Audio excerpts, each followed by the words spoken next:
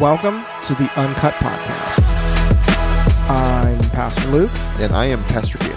And this is the Uncut podcast, where we have uncut, honest conversations about faith, life, and ministry. Today, we are back in the office after having kind of been out of the office for part of the week last week.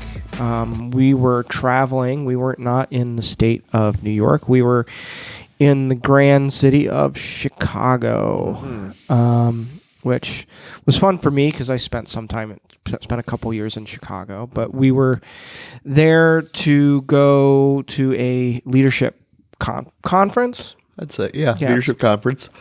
They call it a summit, but yeah, it makes it sound a little more emic. Fancy word for a conference. Yeah. But Global Leadership Summit, which is conference put on by the Global Leadership Network.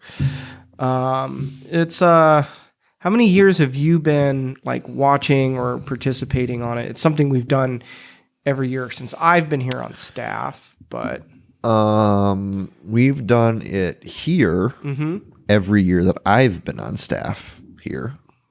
So that would be 8 years. Okay. So for 8 years in some form, we've been watching online. 8 or 9 years. Yeah. So was this the first time you had gone in person? This was the first time that I had actually gone in person. Yeah. Usually, or for the first number of years that I had gone, including the first year that you went with us, we joined another church, local church, Hillcrest, to watch the simulcast there at that location. And then I think maybe not the last 2 years, but last year you guys watched it here. Yep. While I was on sabbatical. And then I want to say the year before that, the year before you came, we actually watched it here as well. We didn't go to Hillcrest. Okay. So we watched it here. So. Yeah. I've kind of like, I think I've watched it online or either after the fact a couple of times. But you never went when you lived in Chicago? No, even though I was like a half hour away from the actual conference. I think I just ended up watching it online in Chicago.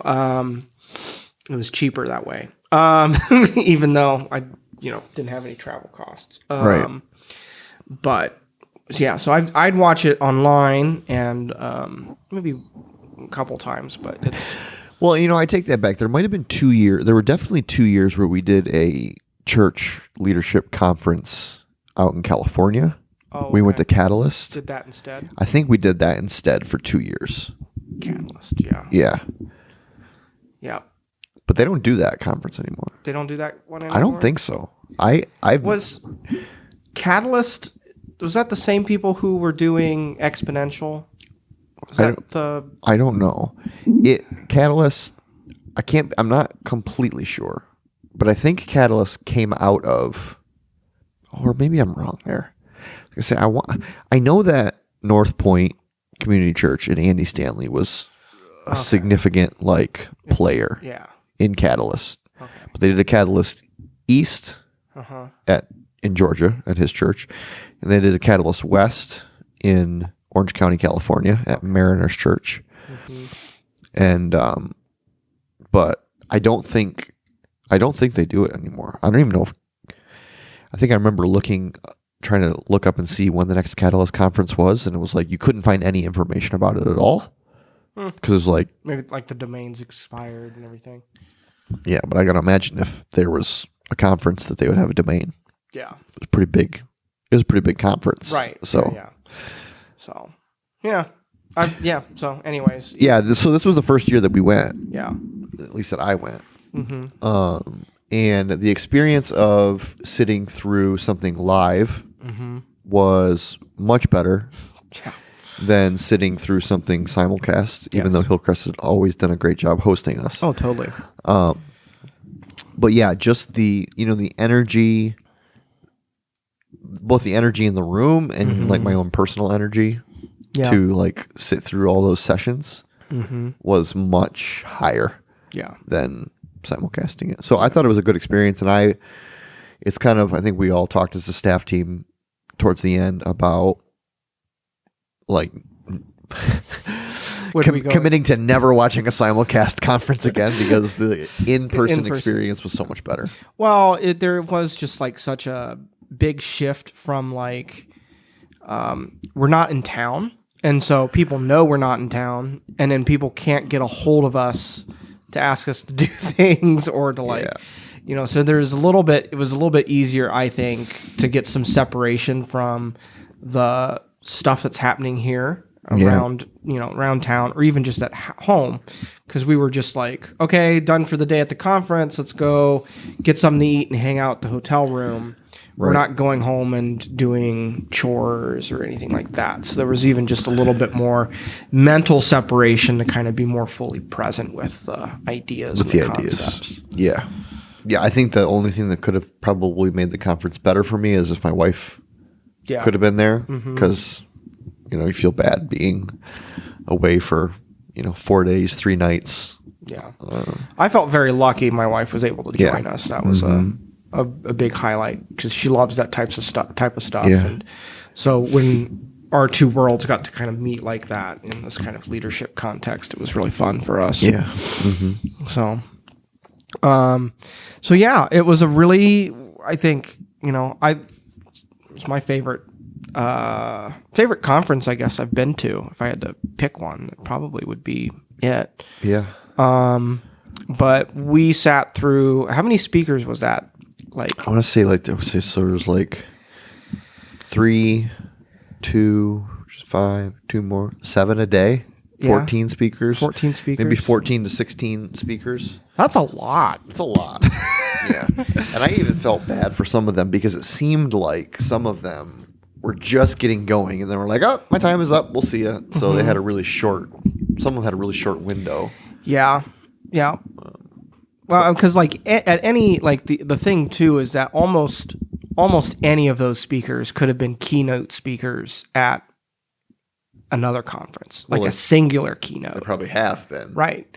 And so like they're used to coming to a conference and they're the highlight talk, and they've got like maybe 2 or 3 highlight talks that they maybe get to give inside of a day or 2 days. But when each and every single speaker is at that level, yeah, I think they do a good job at not promoting one person as the keynote. No one's the big draw. No. Although there kind of is. There kind of is. There kind of is. Well, right. And maybe it depends on who you are. Right. Right. What kind of environment you come from. Yeah. And so like, one of the names I was more familiar with was James Clear, author of Atomic Habits, who was there. So if you're really into his stuff and you've listened to that, like you would be really, he could end up being the draw for you. Yep. But if you're not as familiar with some of the other names, Yeah, I mean, if you're in the church world, then names like Craig Rochelle, right? Pretty much. Yeah, one of the biggest names, right? Well, and I feel like we end up talking about him a lot on this podcast. We do. Because we listen to his podcast and interact with a lot of his content. Yep, and we stay in the same hotel as he stays in when we go to the conference. Unintentionally. But others would be like Albert Tate, who's a pastor out in California. But I saw that he's also a teaching pastor at Willow Creek. Oh, he is? Yeah. Okay. So Albert Tate, Patrick Lencioni. Yep. Who's a Catholic, but we love him still. Who else? Well, there's, that's just like the ones that you normally see at like church conferences. Church conferences, yeah. But there were also other big names. There were some other big names. Condoleezza Rice. Yep. She was a big name. She's a big name in the world. Yeah. Yep. They had her videoed in. There was the am I going to be bad and forget his name? I'm blanking on it right now. The Chosen, the director, Dallas Jenkins of The Chosen. They had a video interview with him, which was really fascinating. Erwin McManus, famous church guy. Ryan Leaky, who stood out as one of my favorites from the conference. we should have got the notebook with us so that we could name specifically some of the other ones. But well, then there was a lady, last name, we'll just call her Professor Dr. Elbers from Harvard. Yep, from Harvard. Really enjoyed her talk. Did a fantastic job talking about just like essentially pursuing, not like never being complacent in the like intensity of your leadership, striving for excellence, and how that can change and turn around and change organizations. And so that's kind of like a flyby. And if you are interested, if you're listening or watching and you're interested in leadership content, I would really encourage you both on your social media, and you can go to the website and sign up for their mailing list and just kind of consume as much material as they have. The Global Leadership Network, and highly, highly, highly recommend them. As a group, they're not even like specifically oriented towards church leaders, although many of them are. And they have a Christian worldview that orients them a little bit, but they are, very much just trying to get good leadership content into people's hands. Right. So what would you, after reflecting, here we are, almost a week since we've been back. Yep. What would be some of the biggest takeaways for you on the week?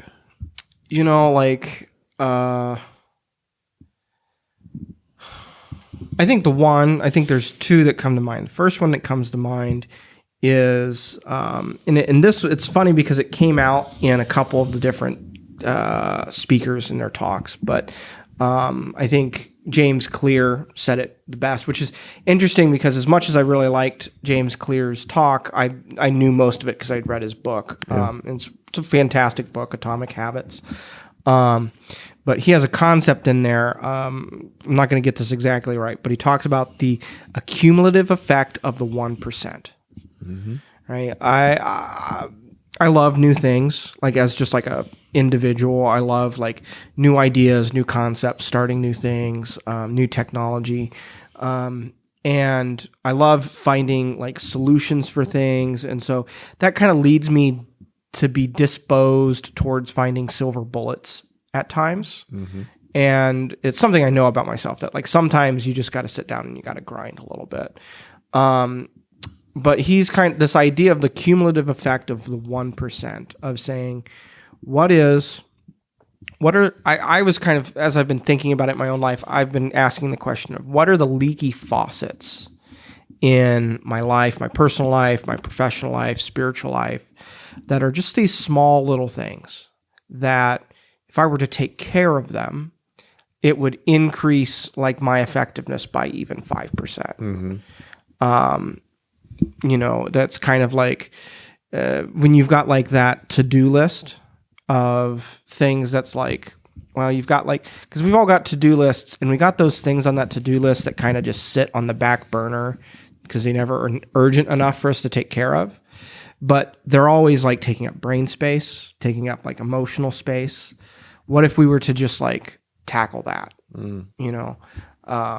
He gave the example from, do you remember the cycling team?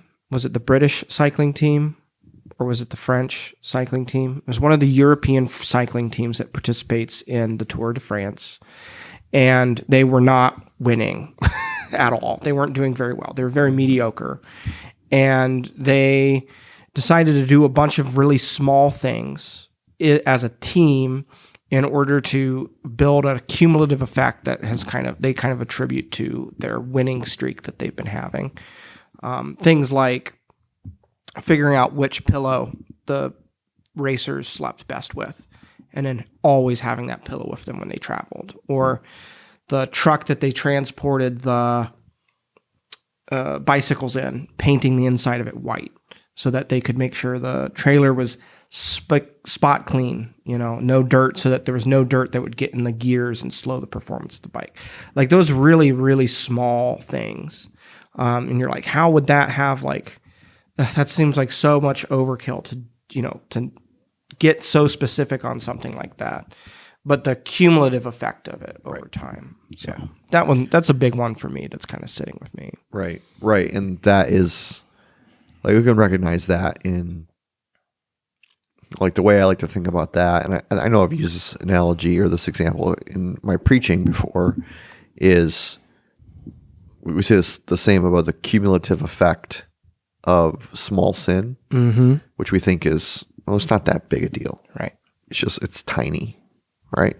So I'm not going to really stress over it too much, or, work to, have the Lord release me or free me from that, or give me, victory over that, because it's just a little small thing. Yep. When we get 1 degree, just 1 degree off kilter or off center, and you travel with that 1 degree long enough, when you get to the proverbial destination, you are 90 degrees off course. Right. You're very far off course. Right. Like the standard illustration is what, from New York traveling to California, Seattle or something like that, and you're off by so many degrees, you'll end up in Los Angeles. Right. Yes. Which is very, very far apart. Yes, very far apart. So the opposite is also true. Yeah. When you stack little degrees of habits or practices, or fixing this leaky faucet or fixing that leaky faucet, eventually, you have all your water pressure back.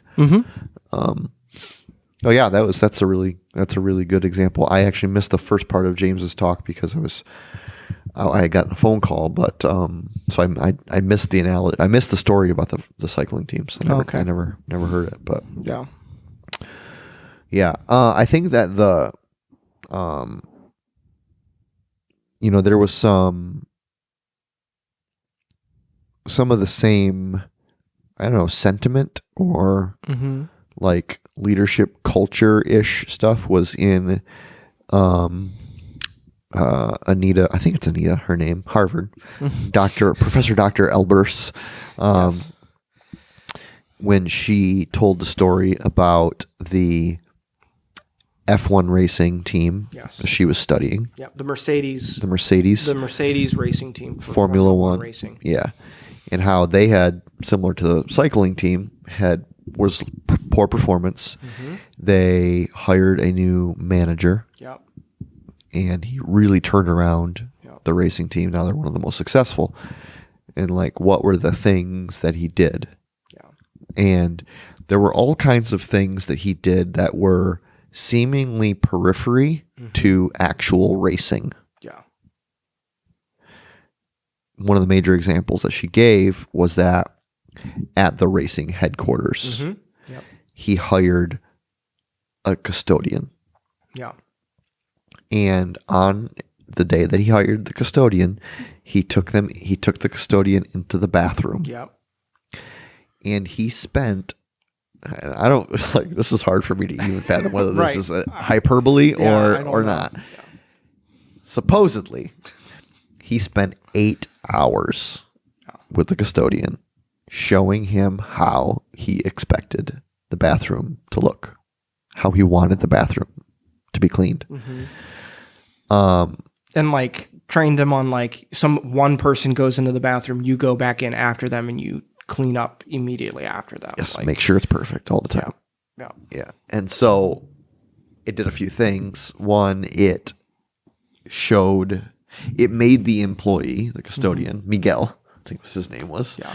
I think it told Miguel how important his job was. Yeah.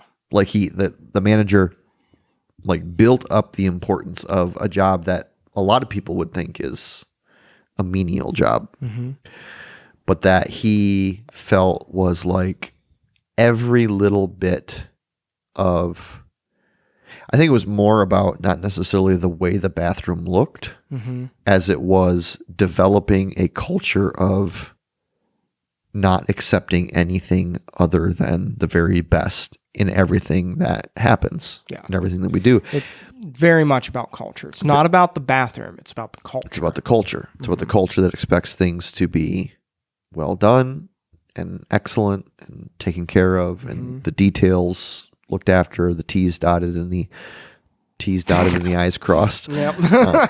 You know what I mean?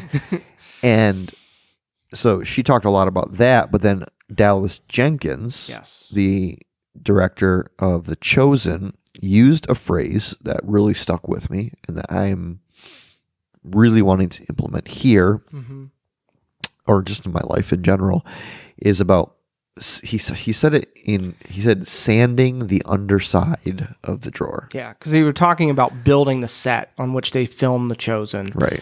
And like the amount of detail they've put into building that set. And he was like, we've sanded the underside of the drawers. We've put effort into details that will never, ever be on camera, or you will never be able to see or notice. Right. Because it was about the culture of the thing that they were doing. Yeah. It was about creating this culture of attention to detail. And the cumulative attention to detail over time, creating significant results. Yeah. And so like we've been talking about it as it pertains to the building that we have this ministry in, Conduit is in, and we have like the front faces of our drawers that aren't sanded in some places, right? We're being vulnerable today. Right. Yeah. So we have like the things that people use every day that aren't sanded. Yeah. So beginning to shift that culture, not because we desire to be overly materialistic or focus on the things that aren't important, but because of, if we don't care about the things that are small and menial, like the cleanliness of the bathroom, it does begin to create questions around like, well, do you have the wherewithal to care about the big things? Yeah. You know, I think someone on our leadership team here at Conduit a few weeks ago asked a question about like, are we aware of how we are stewarding all the things that we have? Yeah. Like there was a situation that came up. It was clear that we had kind of missed something administratively years ago. And it led to the question of like, okay, what else has God entrusted us with that we are not taking stock of stewarding? Yeah. And it's not I feel like it would be really easy, not easy, but like it's not like, you know, I think one of the things that like has drawn me to Conduit and like I really appreciate is that like the authenticity that we have at the core of a lot of our culture. We've very much prioritized like let's be authentic, let's be real, let's be like genuine. And so sometimes I don't think we're in danger of being a whitewashed tomb. I don't think so. Yeah. No. And so, but it is. There always is the danger, but I don't think we are. Sure. So. And so I don't think, it's not an effort to maybe clean things up because of, to create an appearance, to create like a falseness. It's just because it's, I feel this and think about this in like our own, in like my workspace, right? We were talking about like how good it feels to sit down at a desk that's clear of clutter, of like, if I have like all these papers and things that like I haven't dealt with, and like maybe it's a paper from a couple months ago or from a week ago and I'm done with it and I just haven't gotten it off my desk yet. Like I sit down and I'm feeling like the stress of just all the stuff on my desk. Or for you, maybe it's like the entryway to your home. If you're walking into your entryway, you've got like a mud room, and your mud room is just where everything gets tossed. Why don't you just hashtag me? just at me, Luke, right now. Okay. Me too. Like there are like, a bunch of shoes as you come into our apartment. There's a bunch of everything when you come into my house. So and you're just like, and like if that's the first thing that hits you when you come in, like how does that impact you? Like when you're coming home and you're like, do I feel good to be home? Or do you like, these stuff, like everything, like, and so it's asking those questions of like, how does that impact people who come on a Sunday morning, because we often say on Sunday mornings, we say, welcome home, right? We desire Conduit to be a place that people can find to be a relational, spiritual home.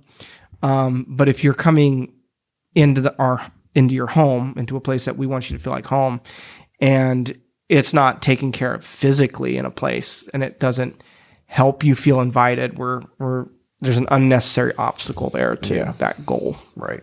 Yeah. Yeah. And all of that is, well, I don't know if it's all connected to it, but there was an interesting activity that Craig Groeschel did at the end of his talk, which was the first talk. Yeah. And you've heard us fanboy over Craig a lot. It's funny because I've listened to the GLS a couple of times, and he's always the first speaker because he's kind of the public face for it. He does a lot of promotion for it over the course of the year. And usually you don't put your strongest speaker at the first part, but almost every year I walk out saying, I don't know, his talk was still probably the best. Yeah. I walk out hearing his first talk and I'm just like, well, it was worth the price of coming here. Yep. Yeah. He did a talk at the beginning about how to develop trust. As a leader, how do we develop trust? Because if we are in an era where people are having a difficult time trusting leaders. So what are the things that develop trust? And he had 3 main things that he thought develop trust. Yep. Number 1, transparency. Yeah. Can you be transparent? And well, I should back up. He said, I'm going to tell you my 3 things. And then at the end, I'm going to ask you to stand up. Yes. To identify which of these 3 things you need to work on most in your leadership journey. Right. So the first was transparency. Yeah. And that went down from just being personally vulnerable to being able to clearly communicate the things of your organization or your church or whatever. Make sure you're communicating, because whatever people aren't up on, they're down on. Yeah. And there was a little bit in that transparency thing, more from I think there's personal transparency that needs to be that I certainly need to do better at, being more vulnerable with my team when I don't know what to do or when I don't have the answer. And or whatever, but be more transparent. Right. Yeah. And then the second was empathy. So the old adage, people don't care how much you know until they know how much you care. Yep. And having a kind of a people-centered view of leadership. And I felt really good when he was talking about empathy, because I was like, I don't know what the last one is, but I know empathy is not the main leadership issue here at Conduit. Yeah. We're a very empathetic team. Sometimes so empathetic that we end up absorbing the other's issues. Yep. Right. Yep. We care deeply. And then the third was consistency. So leaders need to be transparent, they need to be empathetic, and they need to be consistent. Yep. It's not about what you do once, it's about what you do all the time. Yes. Right. Good leaders do consistently what all others only do occasionally. Yep. Which was his motto. And he talked a little bit more about consistency, and he was like, okay, stand up for transparency. Yep. None of our team stood up. No. Right. Okay, stand up for empathy, and none of our team stood up. Right. Okay, stand up for creating, consistency, and our whole team stood up. All of us. Yep. Which I knew that was definitely for me. And that, but I was surprised that that it was the thing for our whole team. So it was revealing to me and interesting to me, and I'm eager to develop that as a team. And I think probably one of the things that is most, I don't want to say difficult for me post something like GLS is there's times where you get really encouraged for sure. Yep. But there's also times where you come away just being really challenged about the deficiencies in your leadership, or at least I came away being really, really challenged about the deficiencies in my leadership, trying not to be discouraged about them. Yeah. But a little bit of discouragement there. But then coming back into the fray, into the grind, and trying to wrestle with, okay, how much of this do I need to do all at once? And does it show a lack of like awareness of my deficiencies if I don't tackle everything at once? Do I need to tell everyone as a leader, okay, here are the things that I want to work on over the next year? Or do I just take them like one by one? Or do I take the whole list of things that I feel like God really asking me to work on, and do I prioritize them and rank them and then just kind of like click them off? Or, and so I come away from like GLS and other times like that having a little bit more clarity, having a little bit more discouragement, having a little bit more encouragement, simultaneously, but also wondering kind of, okay, how do I begin to tackle the deficiencies in a healthy way? And how do I know when's the right time to move from deficiency number 1 to deficiency number 2?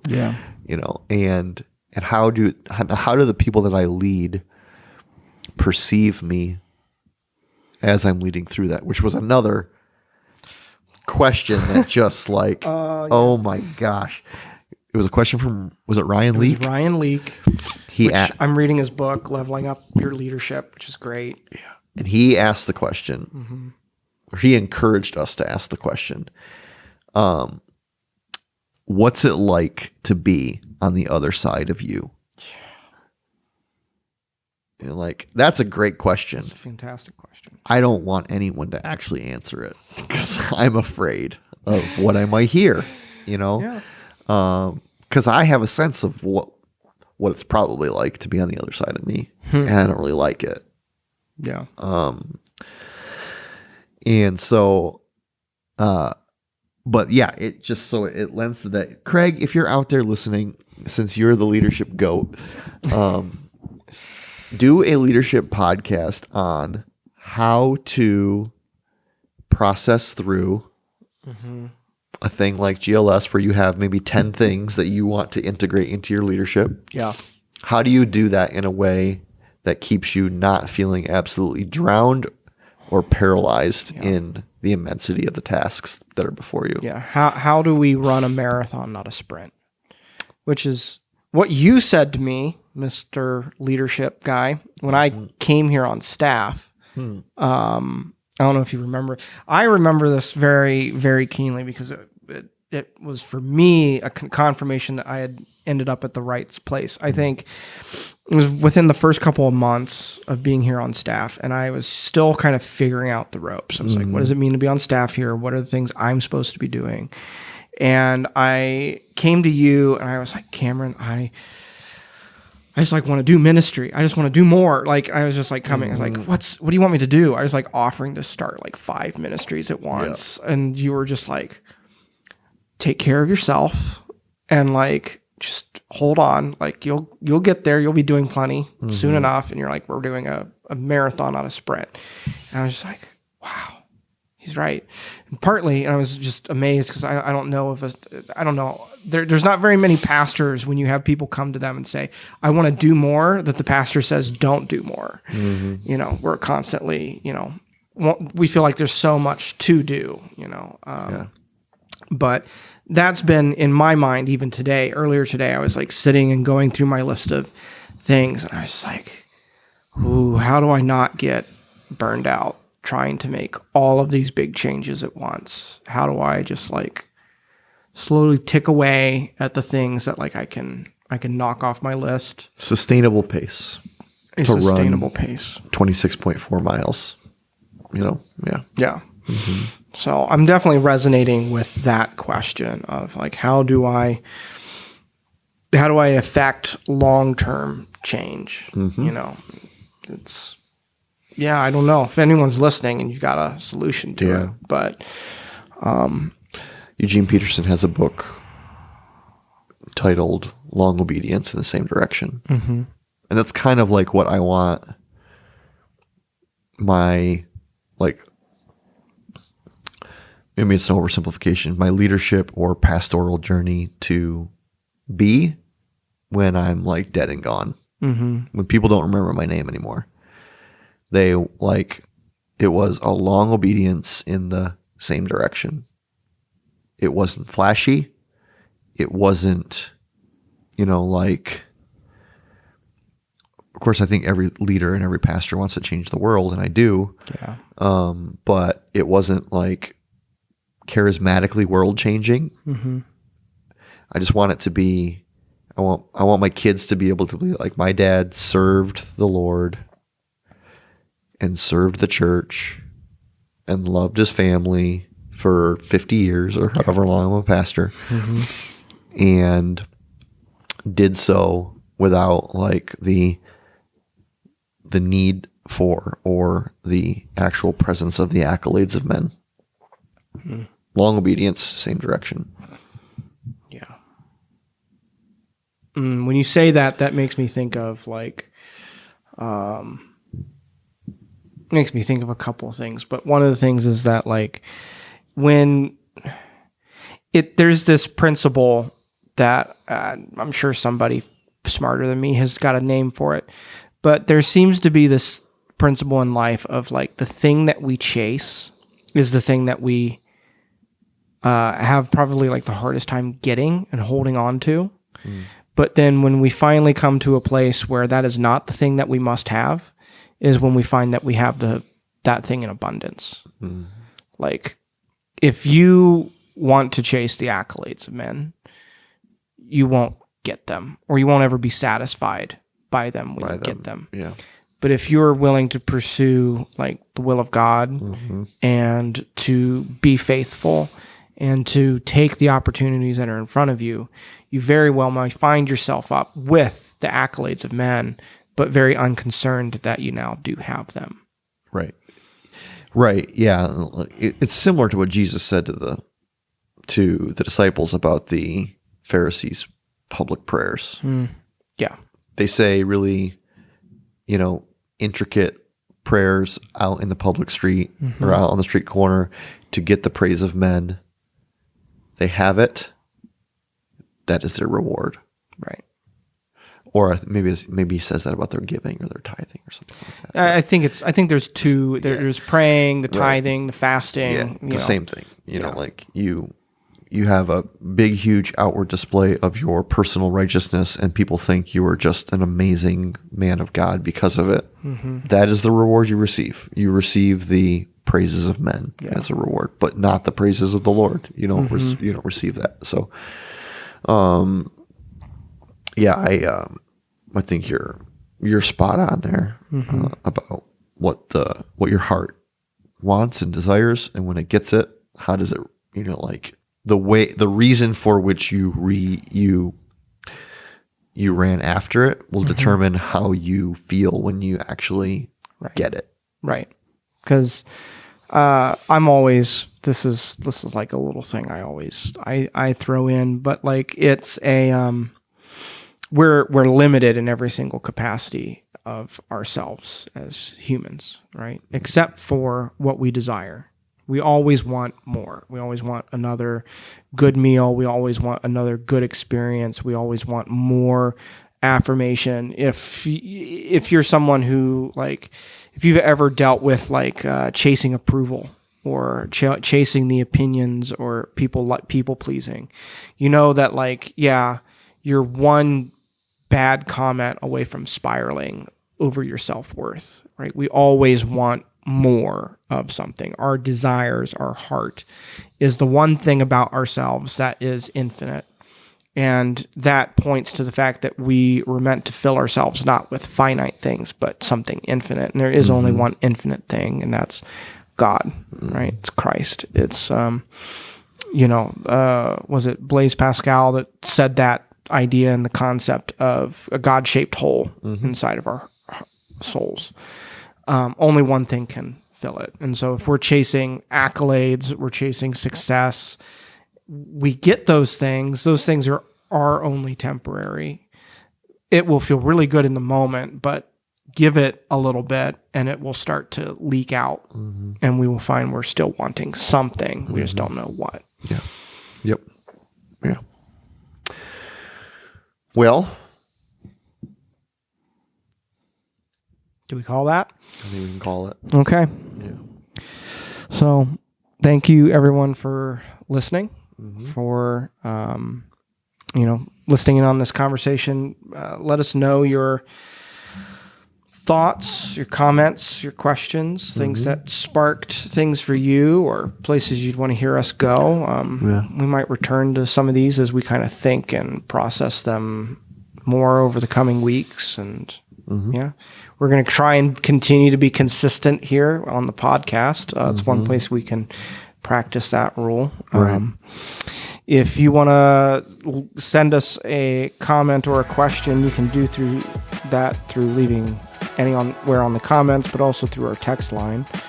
Cameron, do you remember our text line? 716-267-0157. Oh, wow. Well, that's it, folks. Thanks for joining us, and we'll see you next time on the Uncut Podcast.